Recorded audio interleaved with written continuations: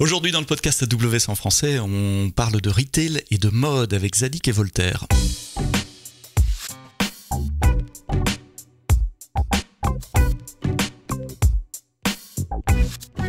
Bonjour, bienvenue dans le podcast AWS en français. Merci d'être de plus en plus nombreux à nous écouter. Tous les vendredis matins, un nouvel épisode. Vous êtes nombreux à nous suivre maintenant, à la télécharger automatiquement. Pour les téléchargements automatiques, vous vous abonnez dans les plateformes de podcast. On est disponible sur, j'ai l'habitude de dire, toutes les bonnes applis de podcast. Amazon Music, Spotify, Deezer, Apple, Google et toutes celles que j'ai oubliées, mais il y en a des tas d'autres. Et puis vous êtes nombreux aussi à nous écouter sur le web. Vous me laissez vos feedbacks sur Twitter, essentiellement Sebsto, SEB. STO. Aujourd'hui, on va faire une plongée dans le monde de la mode, un monde que je connais pas, de retail, avec une marque emblématique qui est très connue en France. Je sais pas, mais vous nous le direz si vous êtes connu également dans les autres pays francophones où on a des auditeurs du podcast AWS, puisqu'on est écouté pas seulement en France, mais en Belgique, Luxembourg, Suisse, au Canada, en Afrique du Nord, en Afrique centrale également. J'ai le plaisir d'accueillir Michael Bouvy, qui est CTO, Chief Technical Officer de la partie digitale pour Zadig et Voltaire. Et Jonathan Nathalie qui est directeur digital et CRM, CDO, Chief Digital Officer, CTO et CDO. Voilà, je m'étais promis de le prononcer correctement, j'ai réussi, c'était mon challenge de début de podcast. Messieurs, merci d'être là, de nous donner un tout petit peu de votre temps. Jonathan, Zadig et Voltaire, c'est quoi ? Bonjour, alors Zadig et Voltaire, c'est une marque française, parisienne, qui a été créée il y a 25 ans et dont le positionnement est l'effortless luxury, c'est-à-dire d'être entre le luxe et l'affordable luxury. Alors, on est dans cet entre-deux qui est inqualifiable, comme la marque d'ailleurs, qui est assez inqualifiable. On aime à dire que Zadig et Voltaire, c'est un monument classé, inclassable. C'est une marque qui se définit à la fois par son côté nonchalant dans le look, nonchalant dans la dégaine, et puis nonchalant aussi dans le positionnement. On aime être là où on nous attend pas forcément. Voilà. Et Zadig et Voltaire, c'est néanmoins derrière cette nonchalance une proximité assez forte avec ses clients, une expérience assez particulière tant en magasin que sur le web. Et donc tout notre challenge avec Mickaël et toutes les équipes derrière, c'est de préserver cette expérience propre à la marque et de la délivrer notamment sur la partie web. Et on en parlera ensemble à travers les différents outils AWS. Oui, il y a un style, une atmosphère dans vos magasins qu'il faut essayer de reproduire en ligne dans une application ou un site web. C'est pas nécessairement facile en termes d'expérience. Vous avez des magasins en France, dans d'autres pays également ? Aujourd'hui, on est présent dans le monde entier. On est présent en direct aux États-Unis, en Europe. On est également présent en Chine, en direct. On a racheté notre joint venture il y a pas longtemps. On a des partenaires en Australie, en Corée du Sud, au Liban, en Israël, et puis bientôt dans d'autres zones géographiques. La majeure partie du chiffre d'affaires est faite en Europe. Et on a beau être une marque française, on a beau être une marque parisienne, moins de la moitié du chiffre d'affaires est fait en France. Donc on est quand même assez européen. On est principalement présent en France, mais également en Belgique, en Allemagne, en Espagne, en Suisse, au UK, qui est également un de nos plus gros pays. Donc on est véritablement aujourd'hui une marque internationale, puisque on a plus d'un tiers de notre activité qui est faite aussi sur le marché US, par exemple. Donc rapporté au global, la France ne fait même pas un tiers du chiffre. Et ça grandit, c'est intéressant que vous soyez plus grand à l'international qu'en France. Je suppose que depuis quelques années, la partie digitale, donc le e-commerce, l'achat en ligne, que ce soit sur un site web ou sur une application, augmente avec probablement un boom en 2020 également et une augmentation croissance depuis. Comment vous vous positionnez en digital ? Alors le digital était aux alentours de 10% avant le Covid. Cette part a quasiment été multipliée par 3 pendant le Covid en 2020 et 2021.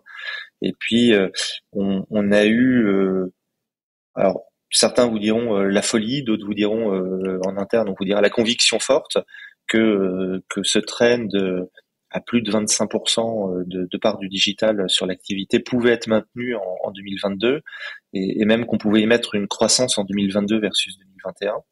Donc c'est ce pari qu'on a pris, c'est ce pari qu'on a remporté, qu'on a gagné sur 2022. Donc on a réussi en 2022 à maintenir cette part du digital à plus de 25%. On en est très fiers. Et puis ça prouve que tous les efforts qu'on a fait depuis 2019, depuis 2020 ont porté leurs fruits et que ça n'a pas été qu'un boom grâce au Covid, mais qu'on a réussi à apporter un plus dans cette expérience digitale et que ces clientes ont cette complémentarité entre le retail et le digital et que ça n'a pas été uniquement un report du retail sur le digital pendant le Covid. Oui, les deux continuent de grandir. C'est pas que le digital au détriment du physique. C'est assez impressionnant, 25%. Donc, pour tenir une telle croissance à l'échelle mondiale, vous avez besoin d'une infrastructure IT qui soit capable de suivre. Il n'y a pas de secret de dire que vous êtes sur AWS, puisqu'on est dans le podcast AWS en français, et on est là pour parler de ça. Et on va regarder les détails de cette architecture, les services que vous utilisez, les challenges auxquels vous avez dû réagir. C'est quoi d'ailleurs ces challenges? Quelles sont les pressions que les spécificités de votre métier mettent sur la partie informatique? Avant de parler des outils, évidemment, il faut des bons outils et des bons partenaires, et on va en parler. Euh, je trouve que dans les différentes interventions qu'on peut avoir, on oublie de parler des équipes. Avant d'avoir des bons outils, il faut quand même des bonnes équipes. Et sans l'équipe qu'on a en interne chez Zadig Voltaire, et notamment l'équipe technique, puisque Mickaël en parlera juste après moi, mais sans ces équipes, tous les bons outils du monde ne servent pas à grand-chose. Donc j'en profite, c'est l'occasion de remercier les équipes Zadig Voltaire pour ça. Et ensuite, Mickaël va développer sur la partie un peu plus outils. Très rapidement, ce qui est très important pour Zadig et Voltaire, ce qui est très important pour Mickaël et moi dans notre management, c'est la maîtrise de notre écosystème. Alors, on n'a pas la prétention de savoir faire mieux qu'un expert comme AWS sur l'architecture. Par contre, on a, nous, besoin de comprendre comment ça fonctionne, on a besoin d'une certaine forme de transparence et surtout d'une maîtrise de notre écosystème. Et ce que Mickaël a mis en place, il l'a mis en place avec des compétences fortes en interne qui nous permettent aujourd'hui de comprendre, de maîtriser et surtout, on en parlera dans les différents KPI qu'on va aborder, d'optimiser l'infrastructure qu'on a actuellement avec vous. C'est un point super important. Je suis content que tu soulèves le point des équipes et de la formation et des compétences également. Les auditeurs du podcast AWS savent que c'est un sujet qui revient souvent. C'est une question que je pose souvent. C'est comment vous êtes monté en puissance, comment vous abordez les aspects training, l'aspect accompagnement pour des transformations aussi. Comment est-ce qu'on accompagne les transformations de carrière pour passer d'un monde on-prem vers un monde cloud, parce que souvent il y a cette peur de dire je vais perdre mon job si je suis DBA et qu'on met la DB dans le cloud, et c'est pas vrai évidemment. Il faut toujours un DBA dans le cloud. Donc je suis content que tu mettes le point là-dessus. C'est un point super important sur les équipes et on peut en reparler peut-être un peu plus tard, notamment sur les formations. Comment vous restez à jour? C'est une question qu'on me pose très souvent, c'est comment on fait pour rester à jour dans le monde AWS qui change tout le temps. Et je reviens sur ma question des challenges IT. C'est quoi? Il y a des contraintes évidemment de disponibilité, vous êtes 24/7, il y a des contraintes de scalabilité, je suppose qu'il y a des événements tels que des soldes ou des ventes spéciales, etc. C'était quoi votre tableau de bord en matière de votre feuille de route en matière d'architecture? Effectivement, bonjour Sébastien. Dans les challenges auxquels on devait répondre, c'était, comme le disait Jonathan, aujourd'hui on a des clients à travers le monde, c'était d'être capable de servir avec des performances optimales nos clients où qu'ils soient dans le monde. En parallèle, on en parlait également, on a on peut avoir des pics de trafic où on a des périodes d'opérations commerciales qui nous demandent de pouvoir s'adapter rapidement, de pouvoir scaler rapidement lors de ces pics-là, donc d'avoir une infrastructure qui puisse évoluer, qui puisse grossir lors de pics de trafic. On parle de pic de trafic de combien là, juste comme ça pour avoir une idée, je suis curieux. Une grosse vente tout d'un coup, ça double, ça triple, ça quintuple? On va être sur des facteurs fois 10 et fois 20 sur des lancements d'opérations commerciales par rapport à un trafic régulier, et qui va souvent être concentré sur un laps de temps relativement court. lors de lancement d'opérations et notamment de communications qui sont faites par des emails ou des SMS. Voilà, il n'est pas rare d'avoir sur quelques minutes, voire quelques dizaines de minutes, des énormes pics de trafic sur le site. Oui. Oui, d'où l'importance d'avoir une plateforme qui scale. L'avantage de ce genre de trafic, c'est qu'il est prévisible. Vous savez quand vous allez commencer l'opération, donc on peut pré-scaler. On va parler de votre archi dans un moment, mais je voudrais revenir à ta liste de challenges. Tu as parlé de déployer à travers le monde, parce que vous avez des clients dans le monde entier. Tu as parlé de pouvoir scaler rapidement. Quels sont les autres challenges que vous avez? On a un autre challenge, un gros challenge chez Zadig Voltaire qui est en fil rouge au global et côté IT digital qui est le Green IT. Qui était de pouvoir voilà, minimiser l'impact environnemental de notre infrastructure. Et donc ça s'inscrit dans une réflexion globale et c'est de voir sur les services qu'on déploie Le plus efficace en matière d'émissions carbone, par ouais, exemple. Exactement, à la fois d'être efficace en termes d'émissions de carbone, de consommation énergétique, et aussi de ne déployer que ce dont on a vraiment besoin. Vous avez fait le choix de partir vers le cloud il y a longtemps. C'est un choix récent, pré-pandémie. Alors c'est un choix qui a été fait pré-pandémie. À l'époque, l'infrastructure était chez un autre cloud provider et on a initié une migration vers AWS dans le courant de l'année 2021. Alors justement, migration sur AWS, quelle est votre architecture back-end? Comment vous servez vos milliers de clients à travers le monde? Alors l'infrastructure à l'origine s'appuyait essentiellement sur du Kubernetes managé. Ça constituait à l'époque l'immense majorité des services qu'on avait. Dans le cadre de la migration vers AWS, un des enjeux, c'était de pouvoir bénéficier des services de l'écosystème sur AWS et notamment des services managés qui existent. Je pense notamment à Elasticsearch Manager, au Redis Manager avec Elasticache, au Base Manager avec aujourd'hui RDS MySQL et potentiellement demain Aurora for MySQL. Et également de pouvoir migrer petit à petit certains des services qui aujourd'hui tournent dans du Kubernetes Manager vers d'autres services comme je pense à des lambda par exemple pour certains services sur lesquels on peut avoir besoin à la fois de souplesse et de scalabilité. Et c'est intéressant que vous étiez est-ce que vous étiez sur Kubernetes avant la migration ou vous êtes rentré en mode container quand vous êtes rentré sur AWS? On était déjà full Kubernetes avant la migration, ce qui nous a grandement aidé d'ailleurs pour la migration, parce que finalement on a recréé un petit peu ISO l'infrastructure côté AWS et la partie Kubernetes a pu être migrée simplement. Oui. Comment s'est passée cette migration? C'était un lift and shift de Kube pour la partie Kubernetes, puis il y a eu les données aussi, donc là il a fallu migrer les données et les bases de données. Comment vous êtes organisé? Ça a pris combien de temps? Enfin, comment ça s'est passé? Alors la migration en tant que telle s'est étalée sur une petite année. Parce qu'on n'a pas fait le choix de migrer à l'identique l'infrastructure qu'on avait sur le précédent cloud provider vers AWS. Le souhait, c'était vraiment de prendre le temps pour chacune des briques et chacun des services de voir comment on pouvait faire mieux. À la fois en termes de ce dont on parlait tout à l'heure, à la fois en termes de performance, à la fois en termes de Green IT. Et donc, quel service on pouvait utiliser côté AWS et notamment en anticipation des années qui viennent, de l'augmentation du trafic, de nouveaux pays à travers le monde à servir. Il y a différentes approches de migration, hein, chacun a un peu sa stratégie.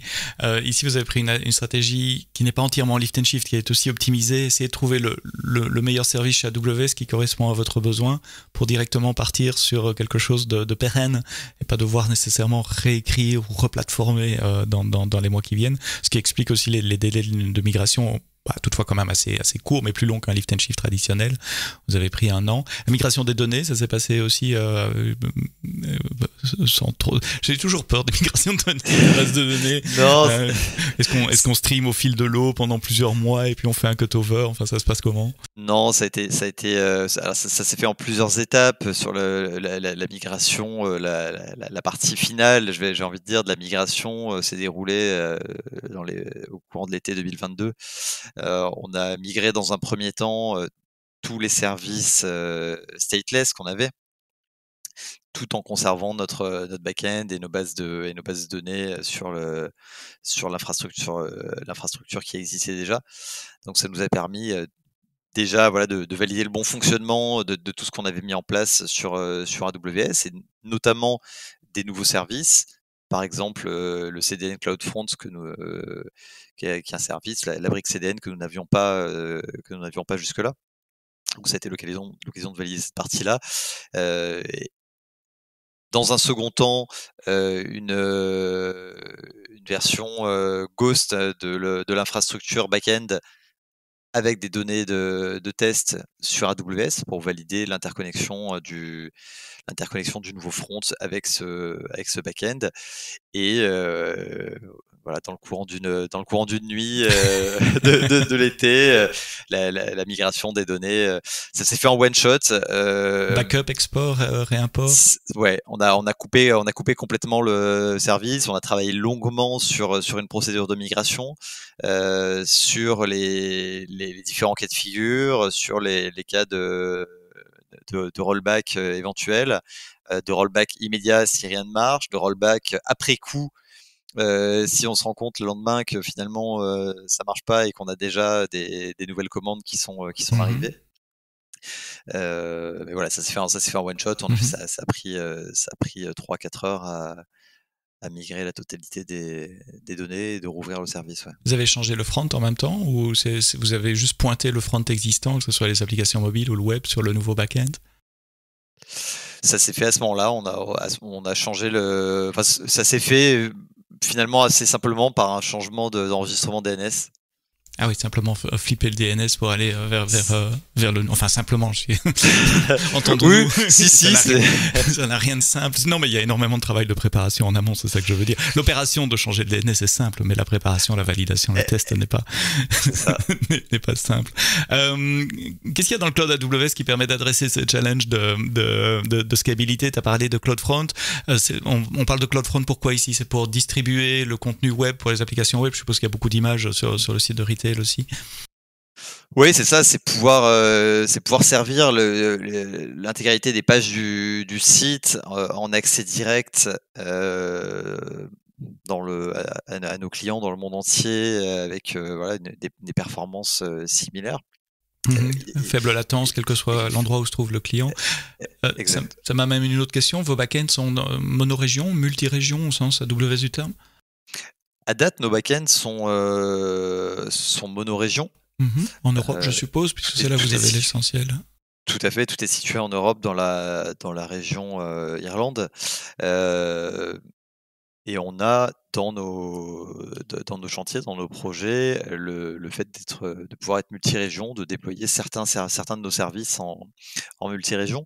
Je pense notamment à certaines bases de données comme notre Elasticsearch et des microservices lambda qu'on a qui pourraient être intéressants de répliquer en multirégion. Ouais. La région Chine a un intérêt pour vous? Je me pose la question toujours, puisque Jonathan, tu as dit que vous aviez une présence en Chine également. C'est quelque chose que vous regardez? L'activité en Chine aujourd'hui n'est pas e-commerce. On a décidé de partir sur alors, n'est pas e-commerce via notre site, pardon. Évidemment, on est présent en digital avec du Tmall ou du JD.com, et puis une activité physique également. Mais le web ne dessert pas le marché chinois aujourd'hui. Fin de la parenthèse, j'étais juste curieux quand on parle de Chine. Je reviens sur... Donc, CloudFront a répondu. Le scaling, puisque des pics à 15-20 fois votre infrastructure, souvent prévisible. Comment vous scalez? Vous êtes sur EKS, il y a du Lambda aussi? Oui, on était initialement full EKS, mais effectivement certains des services, notamment la partie catalogue produit, ont encore plus besoin de scalabilité pour pouvoir avoir des données les plus fraîches possibles sur le site, notamment quand on parle de stock. Donc un besoin voilà, très important de scalabilité qui nous a amené à migrer certains de nos services sur des lambda derrière une API gateway. Quel est votre critère pour choisir, tiens, tel service serait bon à sortir de Kubernetes, à mettre sur Lambda? Alors, le critère déjà de base, ça va être est-ce qu'il... Alors, bon, si on prend le premier, est-ce qu'il peut tourner nativement sur de la lambda avec un runtime natif? Donc le langage de programmation, c'est ça? Ou le fait que ça soit un package, pas un package du code que vous contrôlez ou pas? C'est à la fois effectivement le langage de programmation. Donc en l'occurrence, on a pas mal de choses en Node.js côté back-end, et c'est également la facilité de comment dire d'implémentation et de déploiement sur des lambda. Oui, il y a des services longs, enfin des choses qui doivent tourner en permanence, qui sont probablement un meilleur fit pour des containers. Vu Lambda, c'est 15 minutes d'exécution, si je me souviens bien. Donc ceux-là, vous pouvez pas les mettre dans Lambda. Bien qu'on puisse, voilà, c'est en effet exact, bien qu'on puisse aujourd'hui, avec la possibilité de déployer des images Docker en tant que lambda, en lambda, on n'a pas vraiment de limite sur ce qu'on peut mettre en lambda. Oui, mais elle sera quand même arrêtée après 15 minutes. Donc si vous avez un batch qui prend plus que 15 minutes ou un traitement... Oui, c'est vraiment réservé à des appels transactionnels API qui sont relativement atomiques. Ouais. Donc ça, c'est sur la partie effectivement lambda pour certains des services, et sur la partie EKS. Là, ça se joue en deux parties, à la fois la partie auto-scaling, horizontal auto-scaling dans le cluster. Donc c'est rajouter des nœuds. Ouais, ça, encore l'étape d'avant, c'est vraiment, on a toujours un petit peu de ressources, de marge dans les nœuds. Les nœuds sont jamais vraiment utilisés à 100%, donc on a toujours un petit peu de marge dans les nœuds eux-mêmes. Donc quand l'autoscaling se déclenche, effectivement, la première étape, c'est de rajouter des pods dans Kubernetes, donc des instances de service pour ajouter de la capacité. Et effectivement, deuxième étape, le déclenchement, le cluster autoscaling, donc le fait l'ajout de nœuds dans le cluster. Et là, vous travaillez avec des vrais... je souris à mon vrai... Des vraies instances EC2, ou vous êtes sur Fargate en serverless, ou c'est le cluster qui va provisionner et cacher les instances EC2 pour vous? C'est des vraies instances du coup. Donc ça veut dire que vous devez régler les règles de scalability. Vous avez deux couches de scalability, une couche au niveau Kubernetes pour ajouter des pods sur les instances existantes, et puis quand ça suffit plus, il faut créer plus de capacité en dessous, donc plus de VM, et démarrer d'autres VM. C'est ça. Après, heureusement pour nous, c'est géré de manière transparente. L'autoscaling Kubernetes et la brique cluster autoscaler vont gérer ça pour nous. Tiens, je pose une question entre le front et les backs, puisque vous avez des backs implémentés sur Lambda et sur EKS. Est-ce que vous avez une couche de routage entre les deux qui permet de découpler un peu le front du back, ce qui vous permet de migrer peut-être des composants de Kubernetes vers Lambda plus facilement sans devoir retoucher le front? Ou est-ce qu'il y a un lien relativement one-to-one entre les microservices et le front? Alors, à quel service penses-tu par exemple? Je sais pas. Tu parles d'un ensemble de services qui sont sur Kubernetes et un autre sur Lambda. Ouais. Comment est-ce que le front sait à qui il doit parler? Est-ce que c'est codé dans le front? Il sait que pour tel service, il a tel nom DNS? Ou est-ce qu'il y a une couche de routage? Le front parle toujours à la même adresse, et puis derrière, vous routez soit sur Kubernetes, soit sur Lambda en fonction de l'implémentation du service à un moment donné? Ouais, aujourd'hui c'est relativement one-to-one. Chaque One-to-one. service, c'est avec qui il communique. Ouais. Je pense à ça parce que pas plus tard que hier, je parlais d'un nouveau service annoncé à reInvent en novembre qui s'appelle le VPC Lattice, qui permet de faire ça justement. Ça met un endpoint DNS fixe pour un service et on peut avoir plusieurs targets en fond et puis c'est le service qui va router vers le bon target. Le target, ça peut être un load balancer, ça peut être une instance EC2, ça peut être un pod, ça peut être une fonction lambda. Mais évidemment, ce service est tout nouveau, il vient d'être lancé, il est en preview, vous pouvez pas l'utiliser, je m'attendais pas à ce que vous l'utilisiez. C'est quelque chose qu'on fait déjà un petit peu qu'on fait déjà complètement dans Kubernetes avec les services Kubernetes qui finalement jouent ce rôle-là et qu'on a déjà eu l'occasion de faire pour migrer par exemple des services dans le cadre de la migration vers des instances, on parlait de Greenlight, la migration vers des instances ARM avec Graviton 3. Certains services n'étant pas du tout compatibles ARM, qu'on a migré sur des instances EC2 à côté, et les services, l'utilisation de services en tant que endpoint de services Kubernetes, nous a permis de router du trafic en dehors du cluster Kubernetes dans le VPC. Ouais. Oui, c'est vrai, j'oublie toujours qu'il y a des fonctions équivalentes dans Kubernetes, puisque forcément, on a les mêmes besoins. Tu parles de Graviton 3 et d'ARM, c'est une transition parfaite sur ma question suivante, puisque tu parlais des challenges au début, et un de vos challenges, c'est d'être le plus green possible. Et donc, j'allais poser la question, est-ce que vous prenez avantage des processeurs ARM et comment ça se passe à ce niveau-là? Est-ce que ça a été dur à mettre en place? Est-ce que c'est facile pour vous? Oui, en effet, je suivais depuis un petit moment les nouvelles instances Graviton et dans le courant, je crois que c'était dans le début de l'année 2022, les instances Graviton 3 ont été annoncées par AWS. À ce moment-là, elles étaient disponibles en preview et puis uniquement dans des régions dans lesquelles on n'a pas de service et principalement toujours aux US sur US East 1 et donc on suivait ça de près et quand ça a été rendu disponible à la fin de l'été sur la région sur laquelle on est présent, donc l'Irlande. Et en l'espace d'une quinzaine de jours, on avait migré la totalité de nos workloads qui tournent sur Kubernetes en ARM. Sur Graviton 3 du coup. Et 15 jours, c'est essentiellement du testing aussi, je suppose, parce qu'en termes techniques, si vous déployez en infrastructure as code, c'est souvent une ligne de code à changer pour dire je veux une architecture ARM plutôt que x64. C'est ça. On a la chance d'avoir hérité un petit peu de quelques années de travail sur la partie ARM, notamment avec l'arrivée d'architecture ARM côté Apple avec les CPU M1, qui a fait que de nombreux services qu'on utilise, et notamment Node.js et PHP, sont devenus compatibles ARM et ont mis à disposition des runtime Docker compatibles ARM. Donc la migration en effet était relativement facilitée. Le challenge derrière, comme tu le dis, c'est de tester et de tester dans le détail certains services ou certaines librairies ou composants additionnels. Ouais, c'est toujours ça, hein. C'est vérifier que les librairies, toutes les dépendances qu'on a supportent ARM aussi.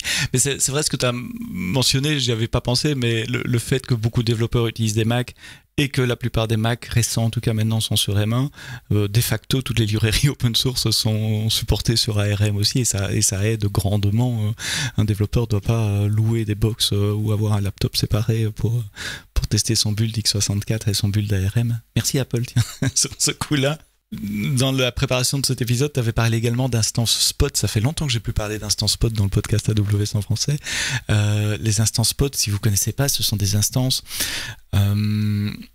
qui coûtent moins cher que les instances à la demande, mais il y a un mais évidemment, c'est que si jamais on est en manque de capacité en AWS, on peut vous reprendre cette instance à un moment donné, donc elle peut se terminer sans avis préalable. C'est pas vrai, il y a 2 minutes d'avis préalable, donc on a le temps de nettoyer, mais pas plus que ça. Comment vous utilisez les instances Spot dans votre archi ? Alors aujourd'hui, on utilise les instances Spot exclusivement sur nos environnements de test. sur nos environnements de recettes, sur nos environnements de pré-production. Toutes nos instances sont des instances spot. Tu parlais des 2 minutes de notice. De prévenance, ouais, de délai de prévenance. AWS met à disposition un service qui s'appelle le Node Termination Handler, qui tourne comme un démon sur l'ensemble des nœuds d'un cluster Kubernetes et qui a la possibilité de réagir à des événements de terminaison ou de rebalance des instances spot, et qui permet de tirer parti de ces 2 minutes de ces 2 minutes pour couper proprement les services et avoir le temps de les redistribuer sur d'autres nœuds, le cas échéant. D'accord, mais on teste pour le moment, pas encore en prod. Pour l'instant, effectivement, uniquement en test, et pourquoi pas demain sur de la production, sur l'augmentation, la scaling, ouais. sur du scaling additionnel, oui. Après, il y a des sujets. Tu parlais des instances qui peuvent être récupérées par AWS. Il y a aussi quand même ce challenge technique de se dire qu'il peut à un moment donné n'y avoir pas d'instance spot du tout disponible. Puis on est hors de capacité. Ça peut arriver sur un type d'instance ou plusieurs types d'instances, mais souvent la best practice c'est de balancer sa flotte sur plusieurs types d'instances, prendre des C, des R, etc. de manière, ou éventuellement différentes générations, C5, C6, pour minimiser ce risque. C'est ça. La complexité après réside dans le fait dans ce cas-là, on n'a pas de choix, c'est-à-dire qu'on va avoir, il n'y a pas de mécanisme de priorisation, de dire je veux d'abord du C7 puis telle ressource. Enfin, il y en a un petit peu en profondeur, mais dans le système d'autoscaling de base tel que configuré avec EKS. Toutefois, il y a un service qui existe, qui remplace le cluster autoscaler natif Kubernetes, qui s'appelle Carpenter, qui a été fait par AWS pour EKS. Qui permet d'avoir un petit peu un cluster autoscaler on stéroïde, et qui gère cette notion d'être capable de privilégier du spot avec des types d'instances et des priorités par type d'instance, avec du fallback sur du on-demand en cas d'indisponibilité d'instance. Pour avoir une stratégie qui minimise les coûts, au final, c'est ça l'intérêt, c'est de diminuer les coûts. Performance de l'autoscaler, tu avais cité quelques chiffres intéressants sur les ajouts de nœuds au niveau EKS. Oui, on a divisé par 2 en temps d'ajout de nœuds jusqu'au moment où un nœud devient disponible. On a divisé à peu près par 2 ce temps. On est passé de 6 minutes à 3 minutes. Divisé par 2 par rapport à quoi ? Par rapport à l'ancien cloud provider. Ok, d'accord. Donc on a divisé ça par 2, et l'autre sujet, c'est le temps de récupération des images Docker depuis le registry, donc en l'occurrence depuis le registry AWS, où là on a divisé par 3 le temps. On est passé de quelque chose comme 5 minutes à 1 minute 30 pour récupérer une image Docker sur le nœud qui vient d'être lancé. Oui, ce qui vous permet de scaler beaucoup plus rapidement et donc de réagir à des événements imprévus aussi de façon plus rapide. Même chose sur le CDN, des améliorations de performance pour les utilisateurs. C'est difficile de mesurer pour les utilisateurs. Il faut vraiment aller se mettre là où il est et simuler les temps de chargement de page, etc. Et c'est quelque chose que vous pouvez mesurer. Alors c'est quelque chose qu'on a mesuré, oui. Après, comme tu le dis, c'est très variable, mais on a constaté entre 20 et 50% d'amélioration en temps, alors techniquement en time to first byte, mais en temps de récupération des données. C'est-à-dire que même dans un pays comme relativement petit en termes de latence réseau, le fait d'avoir à la fois un point de présence à Paris, à la fois un point de présence à Marseille, permet de gagner quelques précieuses millisecondes sur le délai initial de l'affichage d'une page. Oui, parce que le round trip France-Irlande, c'est quoi, 14-15 millisecondes à peu près à vue de nez, ça peut être un peu variable, mais si l'essentiel est délivré du point de présence à Paris ou Marseille, et là on descend loin en dessous des 10 millisecondes, on est à 2-3 millisecondes si on est à Paris. C'est ça, ouais. Et côté ARM aussi, résultat en prix performance, parce que c'est la promesse qu'on fait finalement, c'est vous avez la même performance pour moins cher ou plus de performance pour le même prix. C'est ça. Aujourd'hui, on a une performance équivalente à ce qu'on avait jusque-là. Alors je dis équivalente, en réalité, on pourrait presque dire meilleure, puisqu'avec une fréquence d'horloge réduite par rapport au type d'instance qu'on utilisait jusque-là, on a une consommation en termes de cœur CPU qui est similaire. Donc on estime qu'on a réduit à peu près de 30% finalement la consommation énergétique requise par les services qui tournent sur de l'ARM.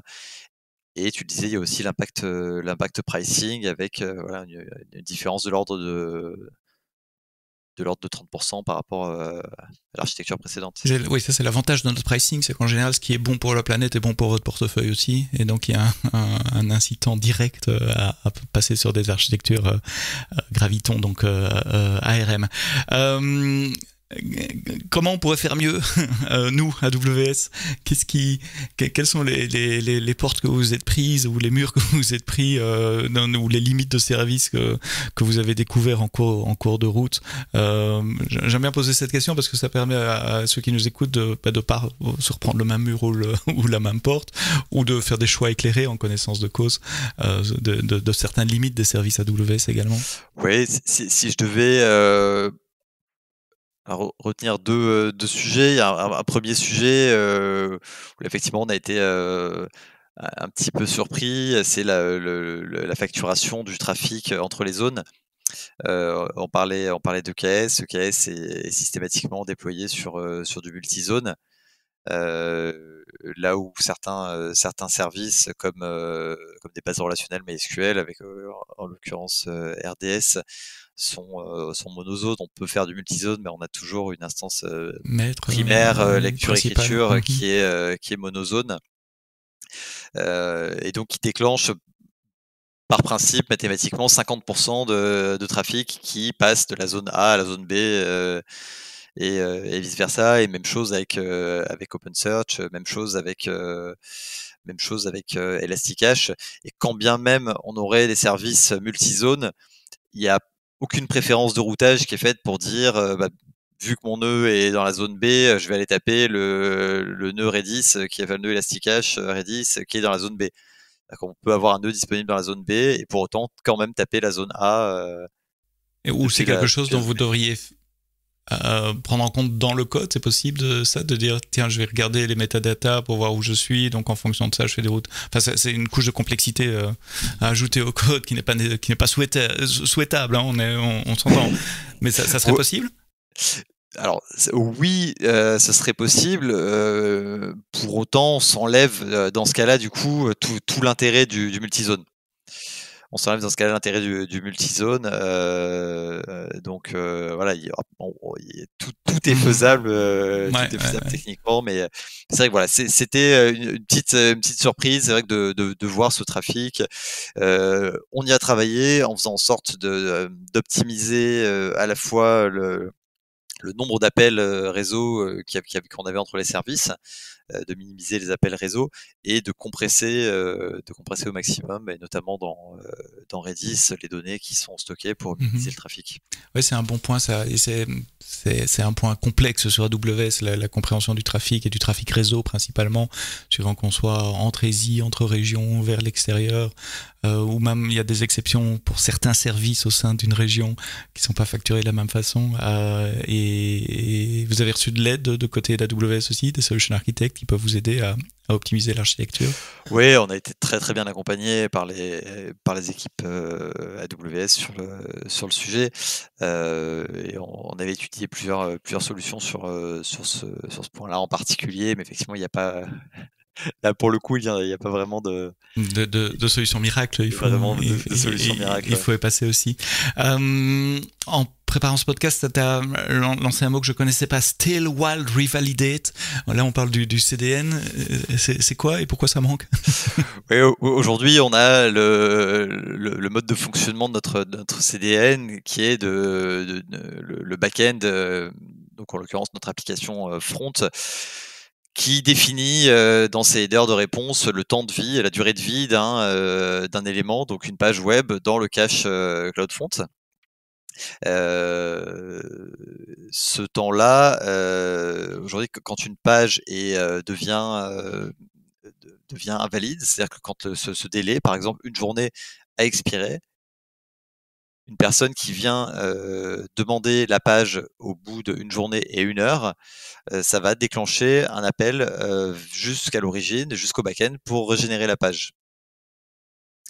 Le mécanisme du Stale While Revalidate permet de dire j'accepte ensuite, au-delà de mon délai initial de cache, j'accepte pendant un laps de temps donné de continuer à servir le cache que j'avais, et en asynchrone, je fais un refresh de ce que j'ai en cache. Donc ça nous permet de dire, dans un délai raisonnable, je minimise l'impact finalement pour le client, et ça me permet de revalider quand même mon contenu et d'être sûr que le client suivant aura une page fraîche qui sera servie directement depuis le cache. Et ça évite que certains clients aient un pic de latence quand c'est le premier à taper dans le cache pour une page où ils doivent attendre que le cache se rafraîchisse, puisque le cache dans ce cas-là se rafraîchissait en background. J'ai bien compris? C'est ça, exactement. D'accord. Donc il y a ce sujet-là effectivement, et sur le CDN, d'autres petites choses comme la possibilité d'invalider des éléments par tag plutôt que par URL, pour pouvoir cibler par exemple l'ensemble de certaines pages, l'ensemble des pages produits. Aujourd'hui, ça se fait uniquement avec un système de préfixe d'URL. C'est vrai que quand on a une dizaine de pays différents qui sont sous des préfixes différents, ça oblige à lister tous les préfixes pour chaque pays. On peut pas invalider toutes des pages qui concernent des produits. Ouais, des produits par exemple, ou les produits qui sont dans une catégorie donnée, ou des choses comme ça, qui permettraient de plus finement invalider le cache dans le CDN. Plus de contrôle sur la manière dont on invalide le cache. Pour le moment, je crois qu'il y a 2 solutions. C'est par URL, comme tu as dit, ou la totalité du cache, ce qui est pas très efficace, évidemment, et assez cher, si je me souviens bien aussi. Oui, c'est vrai que l'invalidation est à utiliser avec parcimonie. Sur le CDN, il y a la possibilité de mettre du lambda aussi, lambda on edge. Est-ce que c'est quelque chose que vous regardez pour le futur, pour certains use cases? C'est quelque chose qu'on regarde de très près. On utilise déjà des CloudFront Functions depuis qu'on est passé sur AWS. Donc on a des CloudFront Functions qui sont limitées. Si je dis pas de bêtises, il y a une limite à 1 milliseconde de temps d'exécution, ou quelque chose comme ça. C'est très court et ça sert à retravailler les requêtes HTTP dans un sens ou dans l'autre, ce qui rentre ou ce qui sort. C'est ça, exactement. Ça permet de faire des petits contrôles, des mini-modifications. Ça peut aller jusqu'à éventuellement de l'authentification. Mais effectivement, ça doit être très atomique. On a un subset assez limité de ce qui est disponible en JavaScript pour coder ça. Et puis, il n'y a aucun accès réseau. Donc, ça va être principalement sur la transformation d'entête. Là où, effectivement, Lambda at Edge nous permet d'aller plus loin, d'avoir un runtime Lambda at Edge, mais ne nous permet pas pour autant à date d'accéder, à ma connaissance en tout cas, d'accéder à des services, par exemple comme un service de cache, qui nous permettrait d'avoir un cache soit localisé, soit éventuellement même distribué, synchronisé entre des points de présence, pour pouvoir servir, pour ne pas avoir finalement à retaper l'origine pour aller rechercher le contenu. Ça serait quoi les use cases au niveau fonctionnel de Lambda on Edge? Tu as mentionné l'authentification, ça peut faire des redirects si des headers sont pas présents, rajouter des headers, mais vous l'utiliseriez pourquoi? On pourrait l'utiliser pour générer les pages du site. Ah oui, faire la génération directement sur le CDN. C'est ça. Ouais, les pages du site pourraient être générées directement à Edge.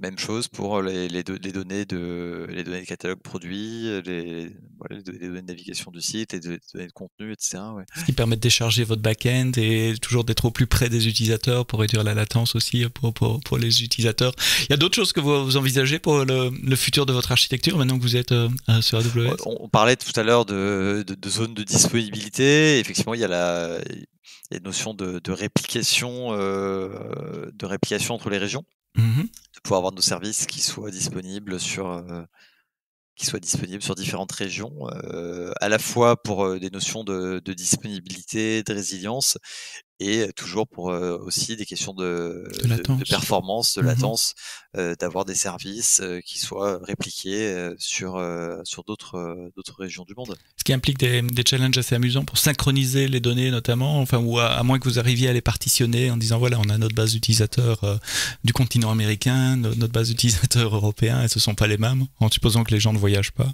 trop. Pas pour acheter en tout cas. C'est ça. Après, certains services comme les bases relationnelles sont pas nécessairement aujourd'hui conçus pour comme ça être splittés, à part effectivement le cas auquel tu fais référence avec du sharding bien pensé. Mais c'est des choses qu'on peut faire avec des données qui sont moins critiques et comme des données de catalogue produit par exemple, ou des Oui, données celles-là sont les mêmes pour tout le monde a priori. sont les mêmes pour tout le monde, et on peut se permettre d'avoir quelques secondes de latence entre des régions, et de se dire que une information met quelques secondes avant d'être distribuée sur l'ensemble du monde. Ouais. En revanche, le système de finance, par exemple, je suppose, reste centralisé, donc un achat, il doit quand même être remonté d'une façon ou d'une autre en Europe. Juste pour les données financières. Ça pourrait faire l'objet d'un autre podcast, parler de comment on va en multi-région au niveau fonctionnel. Serverless aussi, autant que possible. Ouais, du serverless, et aussi toujours dans la vision Green IT. On parlait tout à l'heure d'autoscaling dans EKS et de ressources. Il y a une difficulté qui est d'avoir les bonnes ressources dans EKS, de pas trop provisionner de ressources. On a toujours trop de ressources qui sont provisionnées, donc d'aller au maximum vers du serverless, à la fois sur des calls transactionnels comme avec Lambda, une capacité de scale vraiment très très finement, et voire très bas ou jusqu'à 0 s'il y a aucun appel. Et également potentiellement sur d'autres services comme OpenSearch qui vient d'annoncer du serverless, qui est pas vraiment du serverless parce qu'il y a un engagement minimal d'un équivalent 3 nœuds. Donc on n'est pas vraiment sur serverless, mais ça ou serverless ou Aura serverless. Ça, c'est tout un débat. C'est les vrais services serverless qui scalent à 0, et puis les services où il y a quand même un peu de data, il y a un état qu'il faut garder, où on peut pas scaler complètement à 0 parce qu'il faut garder un tout petit peu de données. Et c'est un débat que je regarde beaucoup dans les réseaux sociaux également. Ce qui est le cas là on pourrait comparer avec RDS finalement, qui lui peut scaler à 0. Sur Aurora serverless on peut scaler à 0, et pourtant on a quand même de la data, on a quand même un état avec de la data qui est stockée. Jonathan Nathalie, directeur digital CRM, et Michael Bouvy, directeur technique de la plateforme digitale de Zadig. Merci messieurs, Michael et Jonathan, pour vos explications très claires. Merci à vous d'avoir écouté le podcast AWS en français jusqu'au bout, et rendez-vous la semaine prochaine pour un prochain épisode. D'ici là, quoi que vous codiez, codez-le bien.